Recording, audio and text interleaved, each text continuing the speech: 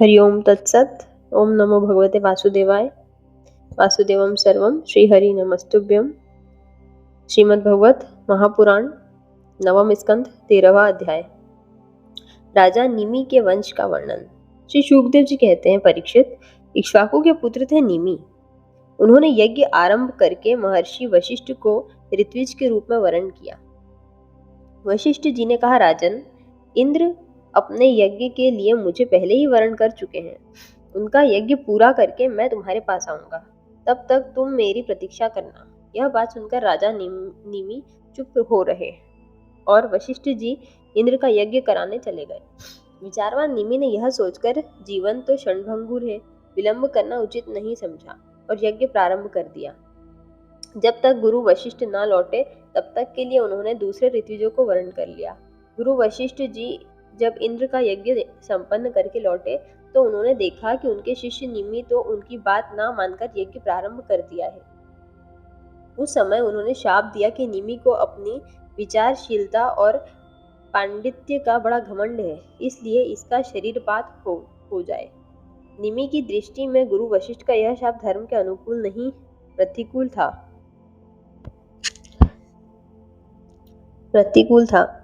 इसलिए उन्होंने भी शाप दिया कि आपने लोभवश अपने धर्म का आदर नहीं किया, इसलिए आपका शरीर भी गिर जाए। यह कहकर आत्मविद्या से निपुण निमि अपने शरीर का त्याग कर दिया।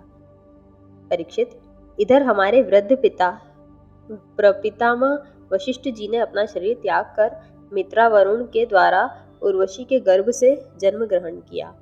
राजा निमि के यज्ञ में आए हुए श्रेष्ठ मुनियों ने राजा के शरीर को सुगंधित वस्तुओं में रख दिया। जब सत्रयाग की समाप्ति हुई और देवता लोग आए, तब उन लोगों ने उनसे प्रार्थना की, महानुभावों, आप लोग समर्थ हैं, यदि आप प्रसन्न हैं तो राजा निमि का यह शरीर पुनः जीवित हो उठे। देवताओं ने कहा, ऐसा ही हो। यह समय निमि ने नहीं, मुझे देह का बंधन नहीं चाहिए। उस समय निमि ने कहा, मुझे देह का बंधन नहीं चाहिए। विचारशील मुनिजन अपनी बुद्धि को पूर्ण रूप से श्री भगवान में ही लगा देते हैं और उन्हीं के चरण कमलों का भजन करते हैं। एक न एक दिन यह शरीर अवश्य ही छूटेगा। इस भय से भीत होने के कारण वे शरीर का कभी संयोग ही नहीं चाहते। वे तो मुक्त ही होना चाहते हैं। अतः मैं अब दुख, शोक और भय के मूल कारण इस शरीर को धारण नहीं करना चाहता। जैसे जल में मछली के लिए सर्वत्र ही मृत्यु के अवसर है, वैसे ही इस शरीर के लिए भी सब कहीं मृत्यु ही मृत्यु है। देवताओं ने कहा, मुनियों, राजा निमि बिना शरीर के ही प्राणियों के नेत्रों में अपनी इच्छा के अनुसार निवास करें। वे वहां रहकर सूक्ष्म शरीर से भगवान का चिंतन करते रहें। पलक उठने और गिरने से उनके अस्तित्व का पता चलता रहेगा। इसके बाद महर्षियों ने यह सोचकर कि राजा ने न रहने पर लोगों में अराजकता फैल जाएगी, निमि के शरीर का मंथन किया। उस मंथन से एक कुमार उत्पन्न हुआ। जन्म लेने के कारण उसका नाम हुआ जनक।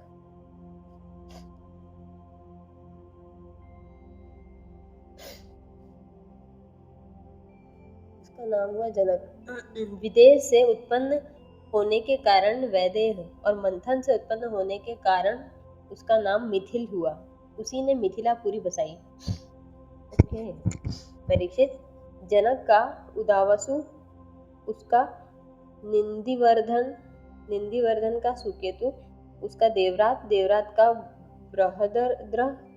बृहद्रथ का महावीर का सुधृति, दृष्टिकेतु का हर्यश्व और उसका मरु नाम का पुत्र हुआ।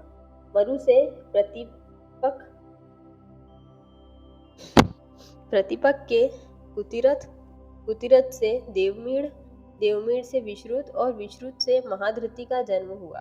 महाधृति का कृतिरात का महारोमा का स्वर्णरोमा और स्वर्णरोमा का पुत्र हुआ हस्वरोमा। इसी हस्वरोमा के पुत्र महाराज शीरध्वज थे। वे जब यज्ञ के लिए धरती जोत रहे थे, तब उनके सिर फल के अग्रभाग फाल से सीता जी की उत्पत्ति हुई थी। अच्छा, इसी से उनका नाम सिरध्वज पड़ा। सिरध्वज के कुशध्वज के धर्मध्वज और धर्मध्वज के दो पुत्र हुए, कृतध्वज और मितध्वज। कृतध्वज के शीध्वज और मितध्वज के शांडिक्य हुआ। परीक्षित, केशीध्वज आत्मविद्या में बड़ा प्रवीण था। खांडिक्य था कर्मकांड का मर्मज्ञ एवं केशीध्वज से भयभीत होकर भाग गया। केशीध्वज का पुत्र भानुमान और भानुमान का शद्युम्न था।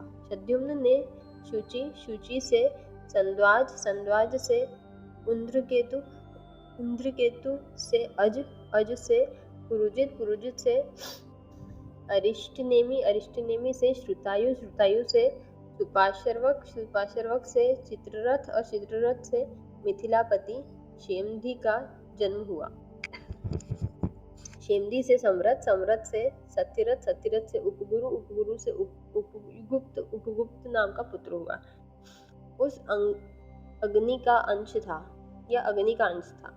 उपगुप्त का वसवानंत, वसवानंत का युयुध, युयुध का सुभाषण, सुभाषण का श्रुत, श्रुत का जय, जय का विजय, विजय का ऋत नामक पुत्र हुआ।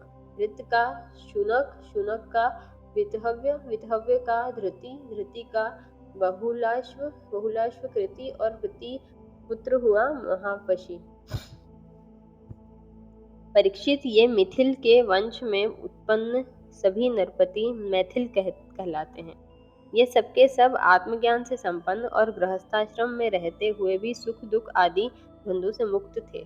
क्यों न हो, याज्ञवल्क्य आदि बड़े बड़े योगेश्वरों की इन पर महान कृपा जो थी।